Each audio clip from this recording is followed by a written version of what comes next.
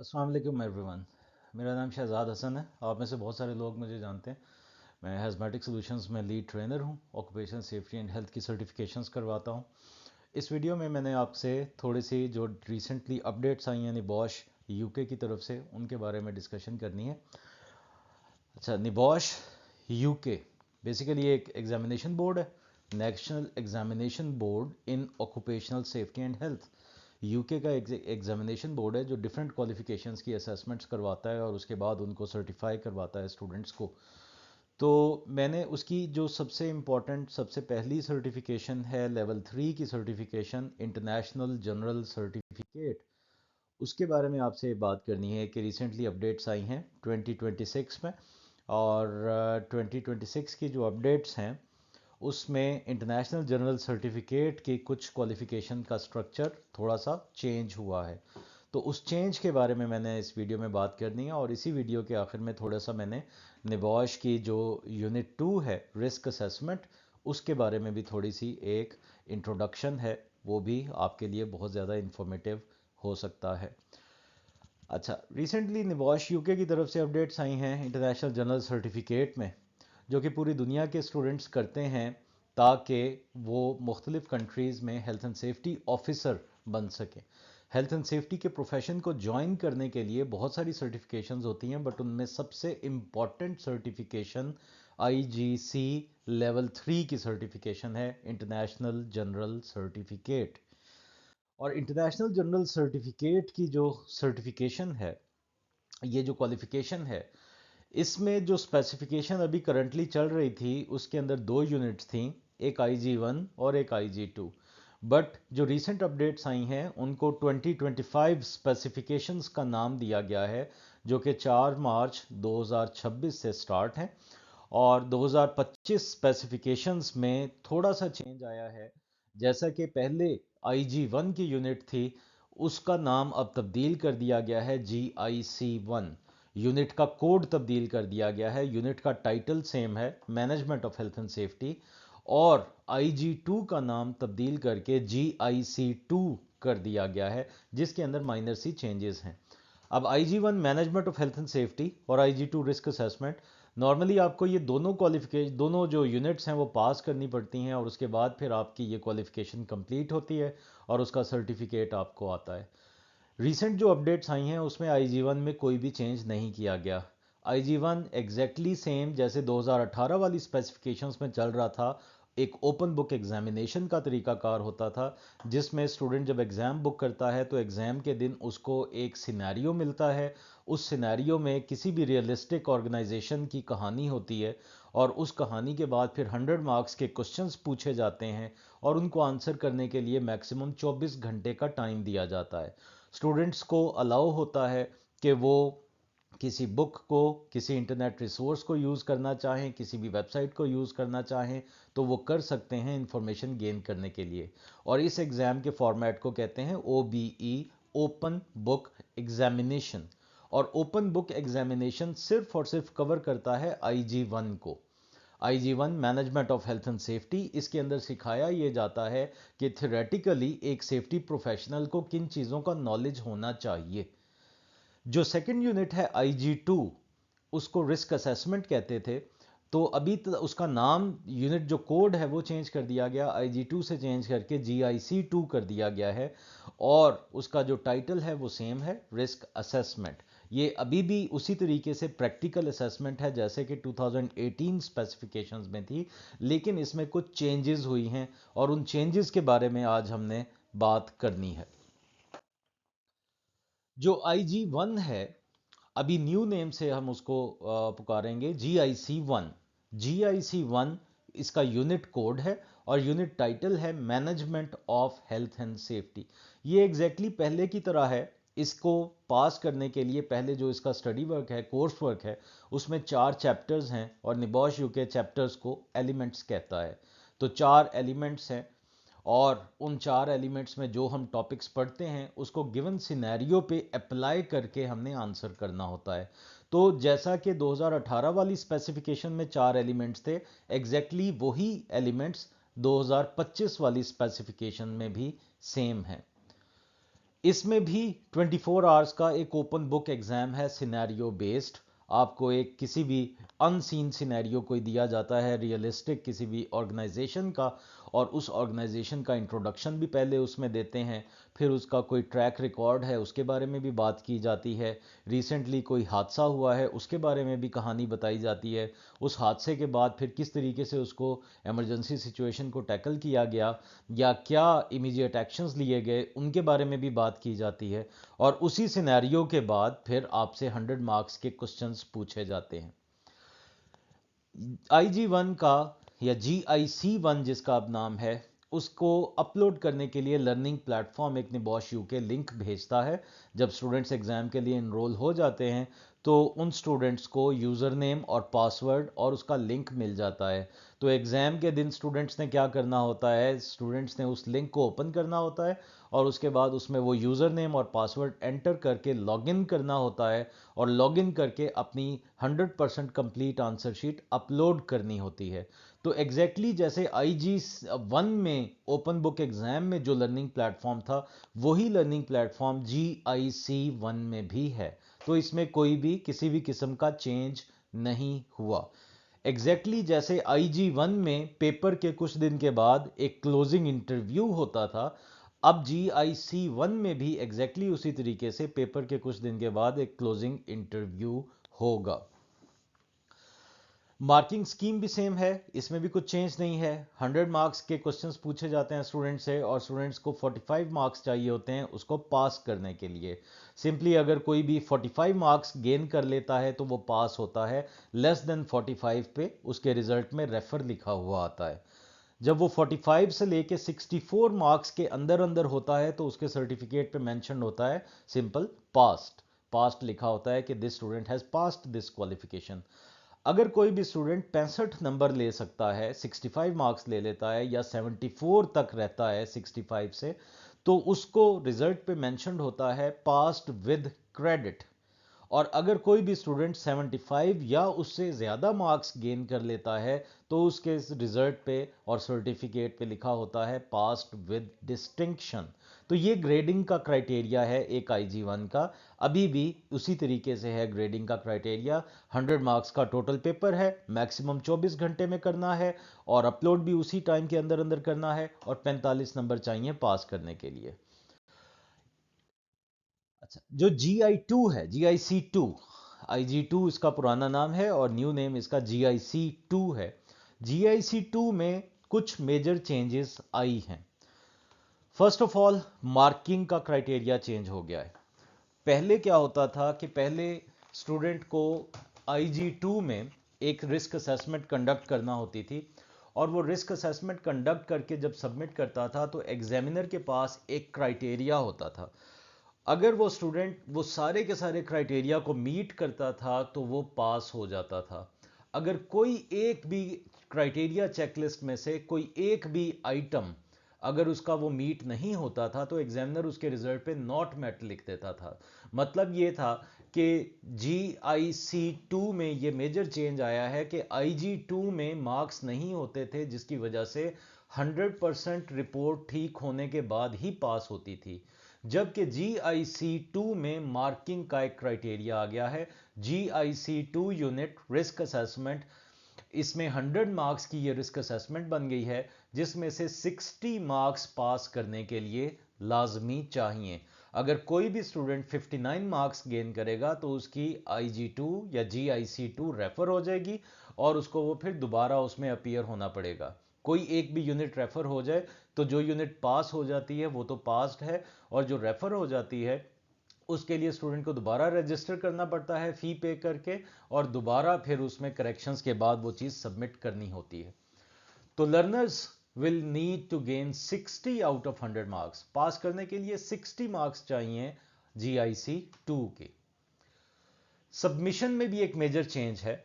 Submission में change ये है कि इससे पहले जो IG2 की डिस्क असेसमेंट होती थी वो लर्नर क्या करता था, मतलब स्टूडेंट रिपोर्ट तैयार करने के बाद अपने लर्निंग पार्टनर को, जो कि एग्जाम बुक करने के लिए एक इदारा बना होता है लर्निंग पार्टनर, वो लर्निंग पार्टनर को अपनी IG2 की रिपोर्ट भेजता था ईमेल के ज़रिए, और उसके बाद फिर लर्निंग पार्टनर सारी स्टूडेंट्स की IG2 की रिस्क असेसमेंट्स पोर्टल पे खुद अपलोड करते थे।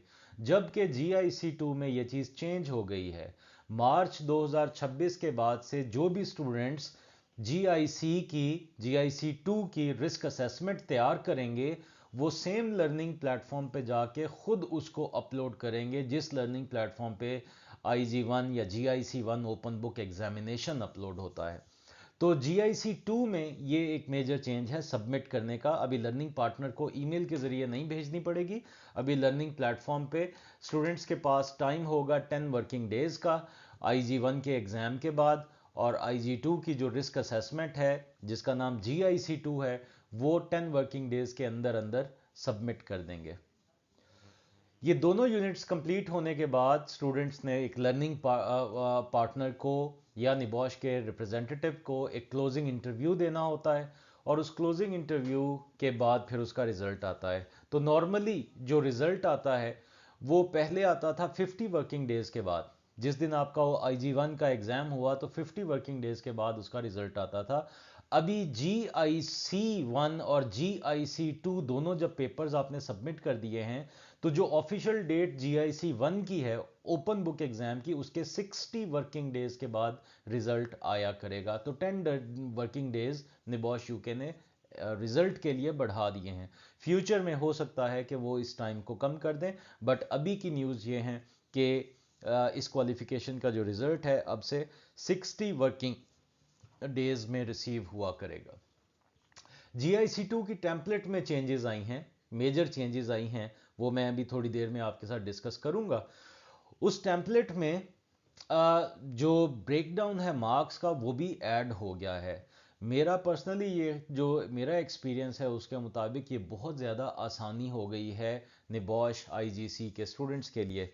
इससे पहले जो IG2 की रिस्क असेसमेंट तैयार होती थी, अगर वो 100% ठीक नहीं है, लेट्स से वो 98% ठीक है, तो 2% ख़राब होने की वजह से वो फेल हो जाती थी, रेफर हो जाती थी। तो स्टूडेंट का टाइम और पैसे ज़ाया हो जाते थे। अभी क्योंकि मार्किंग का एक सिस्टम स्टार्ट हो गया है, इसमें 60 नंबर उसको पास करने के लिए चाहिए, तो जिन स्टूडेंट्स की रिस्क असेसमेंट परफेक्ट होगी उनके मार्क्स ज़्यादा आएंगे। कुछ ऐसे स्टूडेंट्स होंगे जिनकी रिस्क असेसमेंट में कुछ वीकनेसेस भी होंगी, उनके थोड़े से मार्क्स कम आ जाएंगे, लेकिन फिर भी वो रिस्क असेसमेंट्स पास हो जाएंगी। तो स्टूडेंट्स को फिर रीसिट करने की ज़रूरत नहीं पड़ेगी। ये एक बहुत पॉजिटिव चेंज आया है। निबॉश की जो रिसेंटली न्यू GIC2 की टेम्पलेट आई है, उस टेम्पलेट में हर एक बॉक्स के लिए कितनी इंफॉर्मेशन चाहिए, कितने मार्क्स का वो बॉक्स है, वो सारी चीज़ें उस टेम्पलेट में मेंशन्ड हैं। लेकिन IG2 में पाकिस्तान में भी और बाकी भी बहुत सारे मुल्कों में दुनिया में IG2 रिस्क असेसमेंट को बहुत ज़्यादा एक्सप्लॉइट किया गया, मिसयूज़ किया गया, और ज़्यादातर जो इंस्टीट्यूट्स थे वो IG2 का सिलेबस पढ़ाते नहीं थे, और उसके बाद फिर वो पैसे लेके जो रिस्क असेसमेंट्स हैं वो बेचते थे। और मोस्टली किसी से 25 किसी से 30 हज़ार लेके रिस्क असेसमेंट्स बेची जाती थी। और ज़्यादातर जो रिस्क असेसमेंट्स वो लोग बेचते थे वो पुरानी रिस्क असेसमेंट्स में नए स्टूडेंट का नाम और डेट वगैरह चेंज करके वही रिस्क असेसमेंट स्टूडेंट को दे दी जाती थी। पुरानी वाली जो रिस्क असेसमेंट्स थी IG2 में, वो टर्निटिन सॉफ्टवेयर में से नहीं गुजारी जाती थी। लेकिन अभी निबॉश यूके ने जो न्यू अपडेट्स दी हैं उसमें GIC2 की रिस्क असेसमेंट को सेम पोर्टल पे अपलोड करना पड़ेगा जहां पे ओपन बुक एग्जाम को भी अपलोड करना होता है। तो वहां पे पोर्टल पे टर्निटिन सॉफ्टवेयर लगा हुआ है। तो दोनों यूनिट्स GIC1 और GIC2 दोनों यूनिट्स टर्निटिन में से गुजरेंगी, और टर्निटिन डिटेक्ट कर लेगा कोई भी किसी भी किस्म की सिमिलैरिटीज हैं, चाहे किसी इंटरनेट रिसोर्स से कॉपी किया गया है, चाहे दो रिपोर्ट्स एक जैसी हैं सिर्फ नाम चेंज किया हुआ है, या फिर आर्टिफिशियल इंटेलिजेंस का यूज किया हुआ है। ऐसा कोई भी केस होगा तो टर्निटिन सॉफ्टवेयर उसको फ्लैग कर लेगा और उस स्टूडेंट के अगेंस्ट इन्वेस्टिगेशन खुल जाएगी, जिसका आउटकम फिर 3 से 4 महीने के बाद आएगा, और मोस्ट प्रोबेबली वो स्टूडेंट को बैन भी कर सकते हैं। तो ये एक मेजर चेंज है जो सारे स्टूडेंट्स को बहुत ज़्यादा मुहतात हो जाना चाहिए इस चीज़ के लिए, कि ऐसा कोई शॉर्टकट नहीं है, आप पढ़े बगैर ये नहीं बना सकते GIC2। आपने इसको मुकम्मल पढ़ना भी होता है और पढ़ने के बाद फिर स्टेप बाय स्टेप इंस्ट्रक्शंस को फॉलो करते हुए सारी की सारी रिस्क असेसमेंट ठीक तरीके से तैयार करनी होती है। कोई भी कॉपी पेस्ट अगर करेगा या पुरानी रिस्क असेसमेंट किसी से लेके उसको इसमें कन्वर्ट करेगा, अपना नाम लिखेगा, तो वो फ्लैग हो जाएगी और वो बैन हो सकता है। तो ये एक मेजर चेंज है GIC 2 में। तो मैं एक दफ़ा फिर से आपको ये चेंजेस, क्योंकि GIC 1 में तो कोई चेंज नहीं है, सिर्फ नाम का चेंज है, यूनिट कोड का चेंज है। GIC 2 में मेजर चेंजेस हैं। नंबर 1, मार्किंग का क्राइटेरिया चेंज हो गया है, मार्क्स की स्कीम आ गई है। अब 100 में से 60 मार्क्स आपको चाहिए पास करने के लिए। नंबर 2, सबमिट करने का तरीका चेंज हो गया है। पहले ईमेल पे सबमिट होता था, अब सेम पोर्टल पे अपलोड होगी रिस्क असेसमेंट।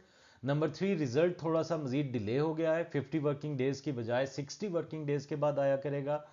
नंबर 4, जो न्यू टेम्पलेट है GIC 2 रिस्क असेसमेंट की, उसमें मार्क्स का ब्रेकडाउन भी ऐड हो गया है। And number 5 and most important thing is कि टर्निटिन सॉफ्टवेयर सारी की सारी सिमिलैरिटीज़ को डिटेक्ट करेगा और उसके बाद रिजल्ट अनाउंस होगा। तो कोई भी स्टूडेंट अगर पुरानी रिस्क असेसमेंट यूज़ करेगा तो वो उसमें फंस सकता है।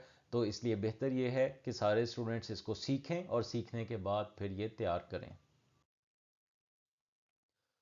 कुछ की डेट्स हैं जिसके बारे में मैं थोड़ी सी इन्फॉर्मेशन दे दूंगा, क्योंकि स्टूडेंट्स के माइंड में बहुत सारे क्वेश्चंस आ रहे होंगे कि ओल्ड फॉर्मेट पे अपीयर होगा या न्यू फॉर्मेट पे अपीयर होगा।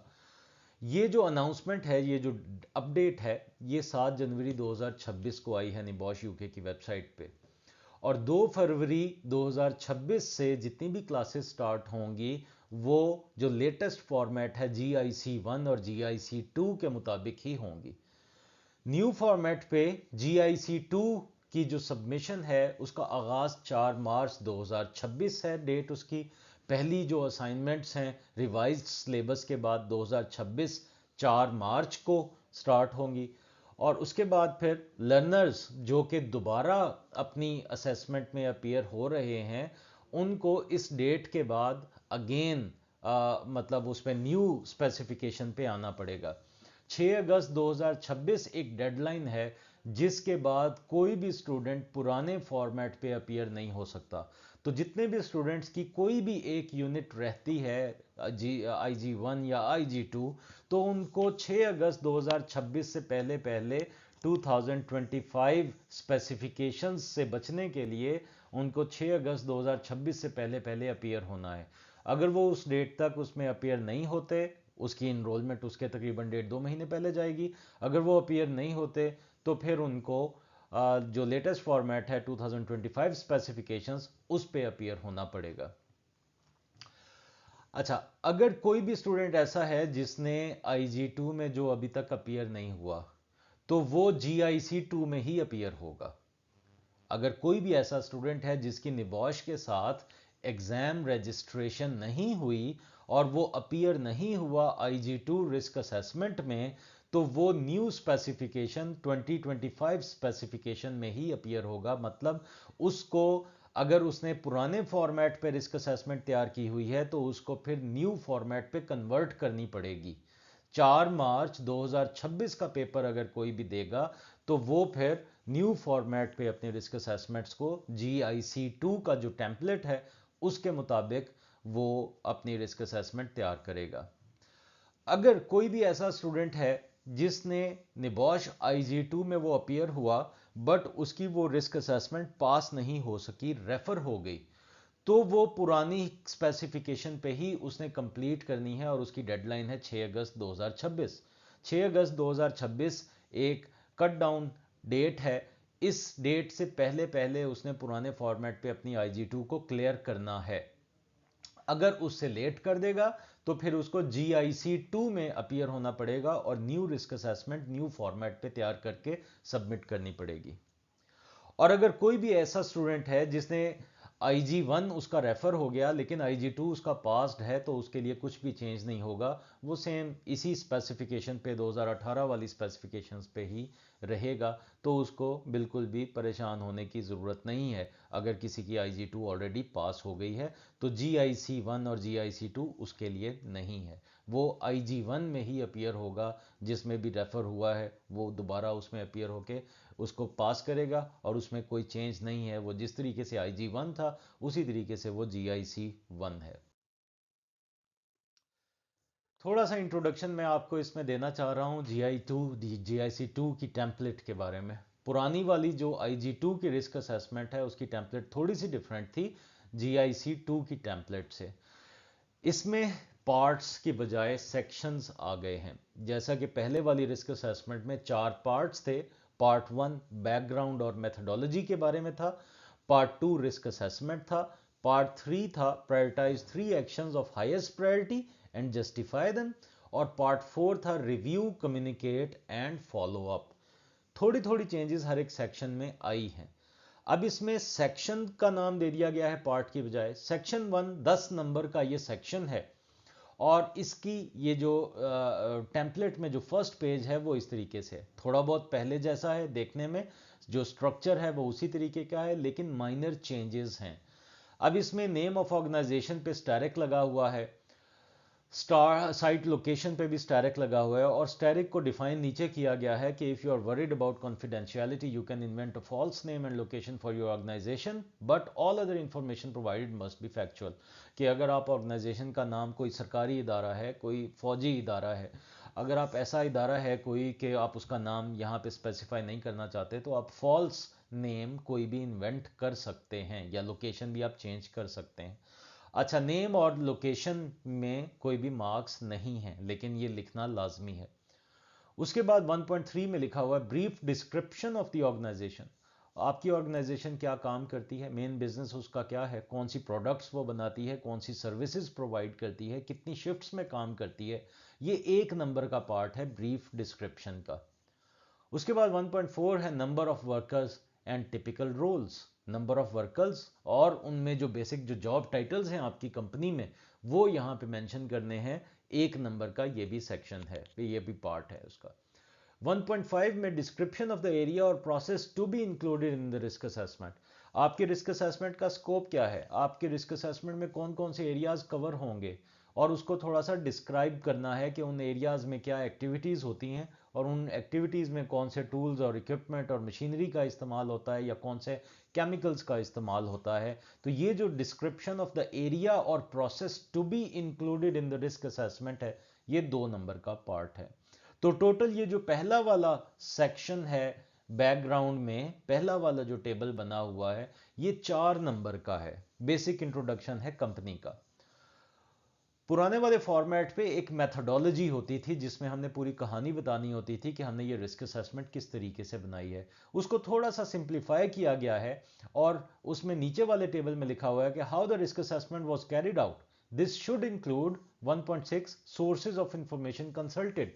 3 नंबर का ये सवाल है। इसमें आप ऑर्गेनाइजेशन के इंटरनल सोर्सेज ऑफ इंफॉर्मेशन या एक्सटर्नल सोर्सेज ऑफ इंफॉर्मेशन जो जो भी आपने कंसल्ट किए हैं या यूज किए हैं रिस्क असेसमेंट तैयार करने के लिए, उनके बारे में आप बताएंगे। 1.7 है how you identified the hazards. 3 number का सवाल है। इसमें भी आप सोर्सेज ऑफ इंफॉर्मेशन भी बताएंगे, इंस्पेक्शन आपने कंडक्ट की है उसके बारे में भी आप बताएंगे, आपने लोगों के साथ कंसल्ट किया, मैनेजर्स के साथ डिस्कशन की या इंजीनियर्स के साथ, वो भी आप बताएंगे। आपने कोई यूट्यूब पे वीडियोस देखी हैं या आपने किसी वेबसाइट से इंफॉर्मेशन ली है हैजर्ड्स को आइडेंटिफाई करने के लिए, वो भी आप इसमें बताएंगे। उसके बाद सेक्शन नंबर 2 है रिस्क असेसमेंट का। अब यहां पे भी कुछ मेजर चेंजेस हैं। पुराने वाले फॉर्मेट में भी 6 कॉलम्स थे, न्यू फॉर्मेट में भी 6 कॉलम्स हैं, लेकिन इसमें स्ट्रक्चर थोड़ा सा चेंज है। निबॉश यूके ने अभी 10 हैजर्ड्स के लिए रोज बनाई हैं। 10 हैजर्ड्स ही हमने लिखने हैं, उससे ज्यादा नहीं लिखने या उससे कम नहीं लिखने। और नोट ये लिखा हुआ है रेड फॉन्ट में कि you should identify 10 hazards from at least 5 hazard categories. Please see learner guidance document for details of different hazard categories. 20 hazard categories हैं निबॉश यूके की तरफ से। Noise, vibration, radiation, mental ill health, work related violence and substance abuse at work. ये जो 6 hazard categories हैं, ये element number 5 में cover होती हैं। उसके बाद work related upper limb disorders, manual handling, load handling equipment, ये 3 हैजर्ड कैटेगरीज एलिमेंट 6 में कवर होती हैं। उसके बाद फिर हैजर्डस सब्सटेंसेस, केमिकल और बायोलॉजिकल एजेंट्स, ये एक हैजर्ड कैटेगरी एलिमेंट नंबर 7 में कवर होती है। उसके बाद फिर एलिमेंट नंबर 8 में 7 हैजर्ड कैटेगरीज कवर होती हैं। Health, welfare and working environment, working at height, confined spaces, slips and trips, loan working, movement of people and vehicles in the work place and work related driving. ये 7 hazard categories element number 8 में cover होती हैं। Element number 9 work equipment and machinery के बारे में है, और element number 10 fire के बारे में है, और एलिमेंट नंबर 11 इलेक्ट्रिसिटी के बारे में। ये 7 चैप्टर्स हैं एलिमेंट 5 से लेके 11 तक, और इन 7 चैप्टर्स में 20 हैजर्ड कैटेगरीज कवर होती हैं।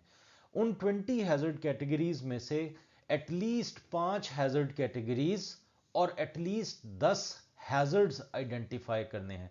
अब ये आपकी मर्जी है, आप 10 के 10 हैजर्ड्स सारे अलग अलग हैजर्ड कैटेगरीज में से भी आइडेंटिफाई कर सकते हैं, या आपकी मर्जी है कि आप 6 में से करें, 7 में से, 8 में से, या 9 हैजर्ड कैटेगरीज में से आप मुख्तलिफ हैजर्ड्स आइडेंटिफाई करेंगे। अब जैसे मिसाल के तौर पे आप फायर का एक हैजर्ड आइडेंटिफाई करते हैं, हैजर्ड कैटेगरी फायर है, लेकिन एक हैजर्ड डिस्क्रिप्शन में अलग किस्म की फायर होगी। फॉर एग्जांपल फ्लेमेबल लिक्विड्स की फायर हो सकती है, कोई केमिकल है, कोई थिनर है या पेंट है जिसको आग लग सकती है कहीं पे काम करते हुए। और एक दूसरी जो फायर की कैटेगरी होगी वो फॉर एग्जांपल इलेक्ट्रिकल फायर है। तो हैजर्ड कैटेगरी फायर ही रहेगी, लेकिन हैजर्ड डिस्क्रिप्शन में चेंज आ जाएगा। इस तरीके से आपने 10 हैजर्ड्स आइडेंटिफाई करने हैं। कॉलम नंबर 1 में 2.1 हैजर्ड कैटेगरीज के 5 मार्क्स हैं, 2.2 हैजर्ड डिस्क्रिप्शंस के 10 मार्क्स हैं। हैजर्ड डिस्क्रिप्शन में हमने ये बताना होता है कि एग्जैक्टली कौन सा हैजर्ड है, किस जगह पर है और क्या काम करते हुए है। ये तीनों चीज़ों को जोड़ के हम एक हैजर्ड की स्टेटमेंट बना लेते हैं, जिसको हैजर्ड डिस्क्रिप्शन का नाम दिया है निबॉश यूके ने। कॉलम नंबर 2 में हर एक हैजर्ड के लिए who might be harmed and how, ये जो कॉलम है इसके 20 मार्क्स हैं। हर एक हैजर्ड के लिए आपने ये भी बताना होता है कि किस किस को नुकसान हो सकता है, और फिर ये भी बताना होता है कि कैसे कैसे नुकसान हो सकता है, कौन कौन सी इंजरीज और कौन कौन सी डिजीजेस का सामना करना पड़ सकता है अगर वो वर्कर इसमें एक्सपोज हो जाते हैं। तो हर एक हैजर्ड के लिए इंडिविजुअली हमने उसके बारे में सोचना है कि इसमें कौन कौन एक्सपोज हो सकता है और उसको कैसे कैसे नुकसानात हो सकते हैं।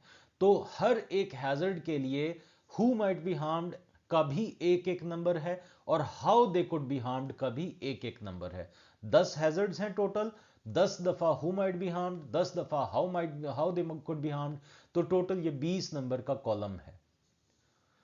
उसके बाद फिर जो थर्ड और फोर्थ कॉलम्स हैं 2.5 का जो उसमें हेडिंग दी हुई है निबॉश यूके ने, उसके अंदर कंट्रोल मेजर्स हैं, एहतियाती तदाबीर। What are you already doing to control the risk and what further actions do you need to take to control the risks?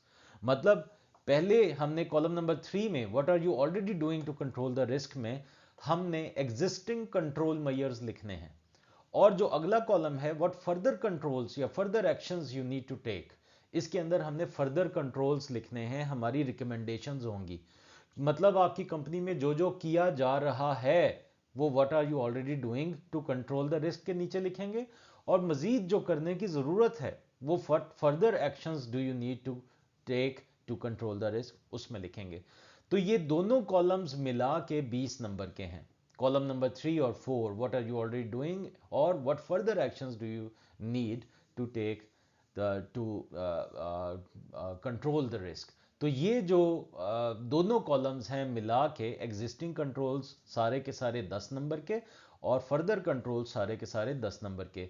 इन दोनों कंट्रोल मेजर्स में जो भी आप लिखेंगे आपने हायरार्की ऑफ रिस्क कंट्रोल्स को फॉलो करके लिखना होता है। उसके बाद फिर अगला कॉलम है 2.6 who needs to carry out this action, मतलब रिस्पॉन्सिबल पर्सन कौन है इस एक्शन के लिए। जो भी एक्शन आपने लिखना है उस एक्शन के लिए रिस्पॉन्सिबल पर्सन कौन है, मतलब क्या इलेक्ट्रिकल सुपरवाइजर की जिम्मेदारी है वो काम करना, या फैक्ट्री मैनेजर की जिम्मेदारी है वो काम करना, या हेल्थ एंड सेफ्टी मैनेजर की जिम्मेदारी है वो काम करना, या वेल्डिंग फोरमैन की जिम्मेदारी है वो काम करना। जो जो भी जॉब टाइटल्स रिस्पॉन्सिबल होंगे वो काम करने के लिए, आप हर एक फर्दर एक्शन के सामने एक एक रिस्पॉन्सिबल पर्सन लिखेंगे, और इस कॉलम नंबर 5 के कोई भी मार्क्स नहीं है।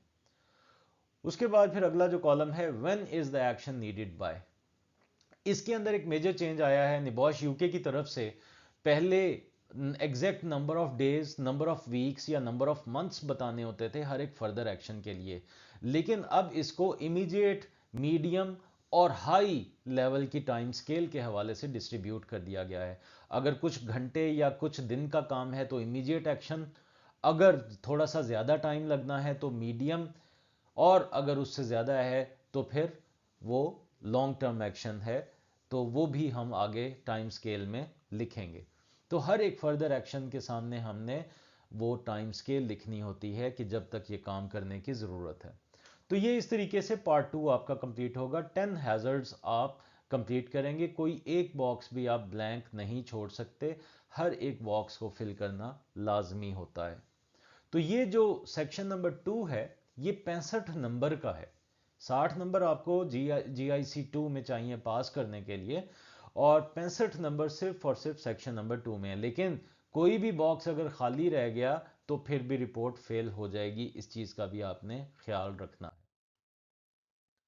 जो सेक्शन नंबर 3 है वो 17 मार्क्स का है। इससे पहले IG 2 में आपको हाईएस्ट प्रायोरिटी के 3 एक्शन सेलेक्ट करने होते थे, और उन तीनों एक्शंस को कॉलम नंबर 4 मतलब फर्दर कंट्रोल्स में से उठा के हमने नीचे लाना होता था पार्ट 3 में, और उसके बाद फिर हर एक एक्शन के लिए हमने स्पेसिफिक लीगल आर्गूमेंट भी देना होता था, लाइकलीहुड एंड सेवेरिटी के बारे में भी बात करनी होती थी, और कितना इफेक्टिव होगा वो एक्शन उसके बारे में भी बात करनी होती थी। और उन 3 एक्शन से पहले भी निबॉश आपसे रिक्वायर करता था कि आप मॉरल आर्गूमेंट भी दें, फाइनेंशियल आर्गूमेंट भी दें और लीगल आर्गूमेंट भी दें। अब उसमें एक मेजर चेंज आया है। पार्ट 3 जो था पुराने फॉर्मेट में, अब उसको सेक्शन नंबर 3 का जो नाम दिया है, 17 मार्क्स का ये सेक्शन है, और इसको 7 डिफरेंट चीजों में डिवाइड कर दिया गया है। और अब इसमें एक ही हैजर्ड हमने प्रायोरिटाइज करना है, 3 एक्शंस की बजाय सिर्फ एक हैजर्ड हमने प्रायोरिटाइज करना है।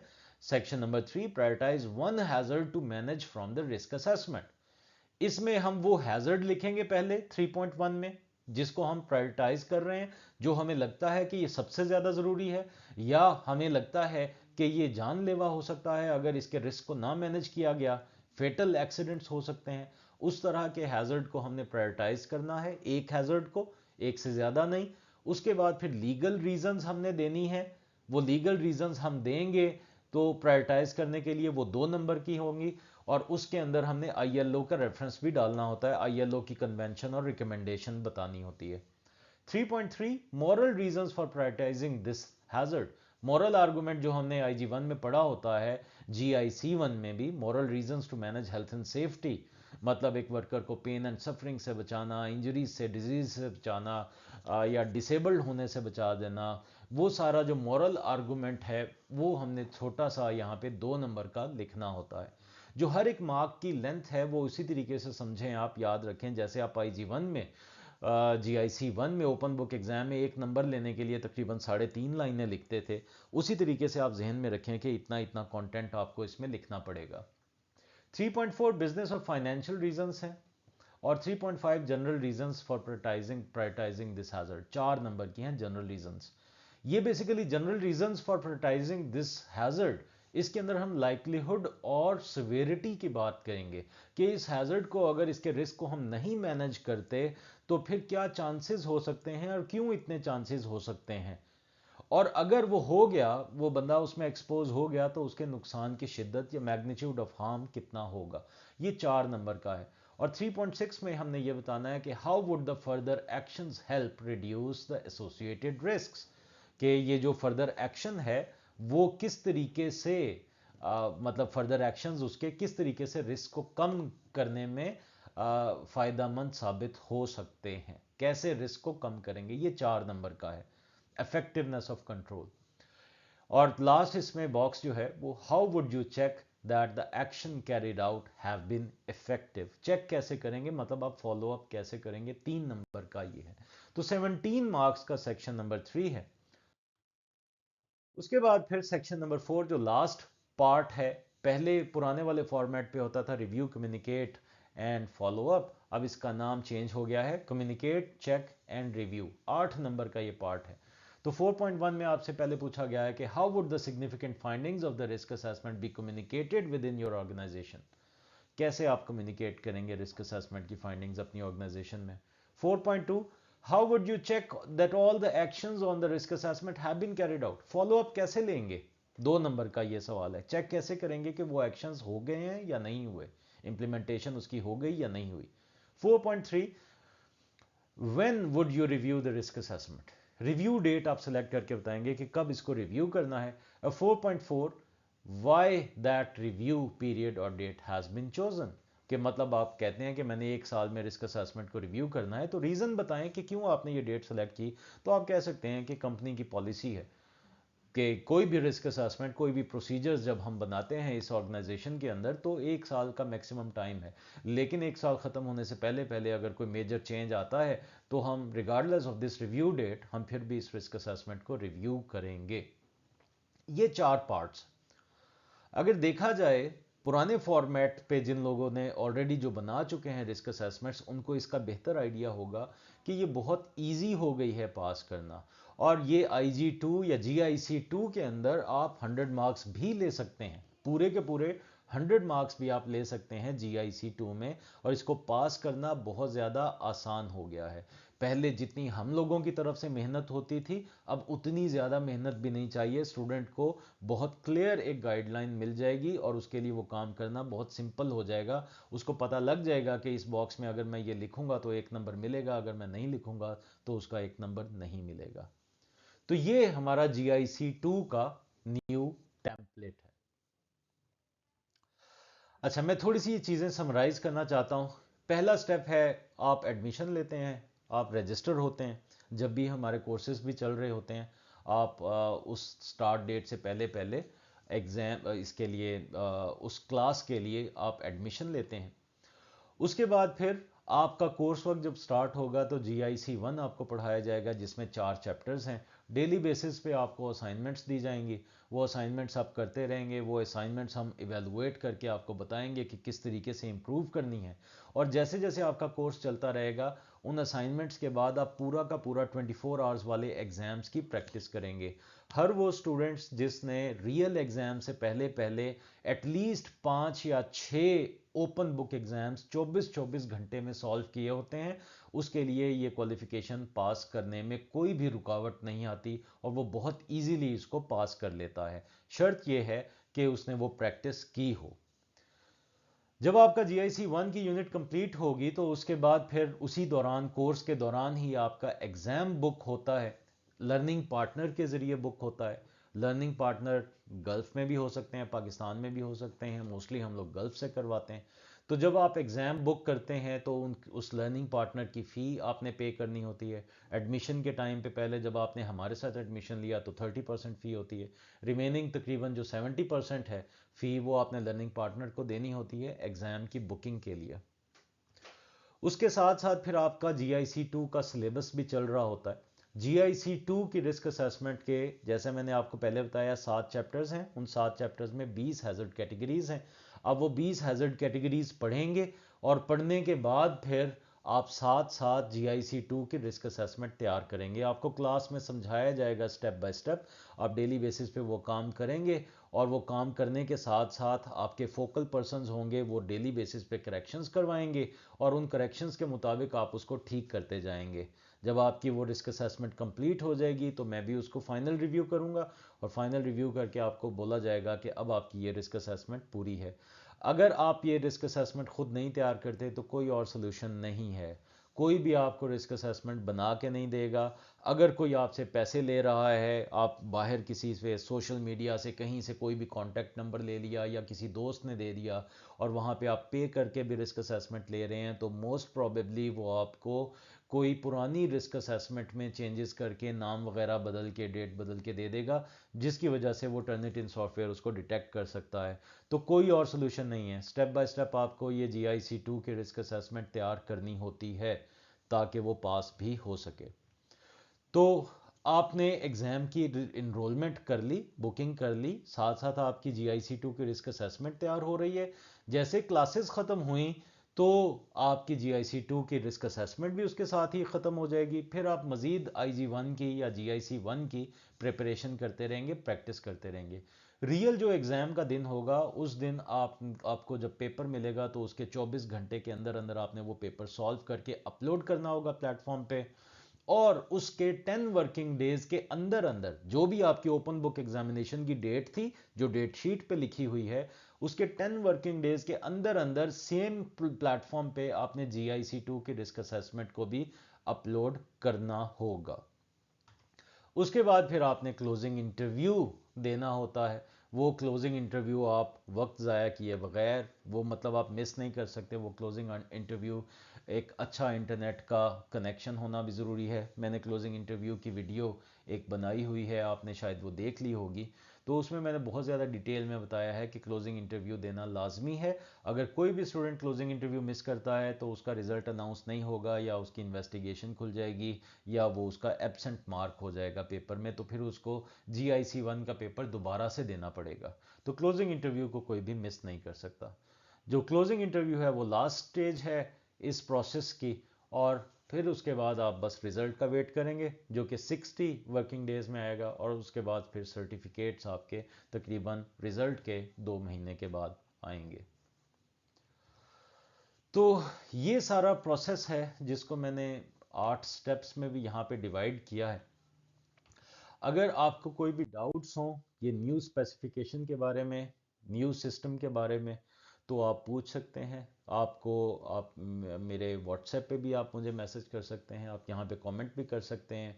और अगर आपको कोई भी ऐसी ऑर्गेनाइजेशन है जो आपको डन बेसिस या सेम नेम इस तरह की चीज़ें ऑफ़र कर रही है, तो आप लोग उसको स्ट्रेट अवे रिफ्यूज़ करें, क्योंकि ये क्वालिफ़िकेशन करने का कोई मकसद नहीं है, कोई फ़ायदा नहीं है अगर आप शॉर्टकट लेते हैं।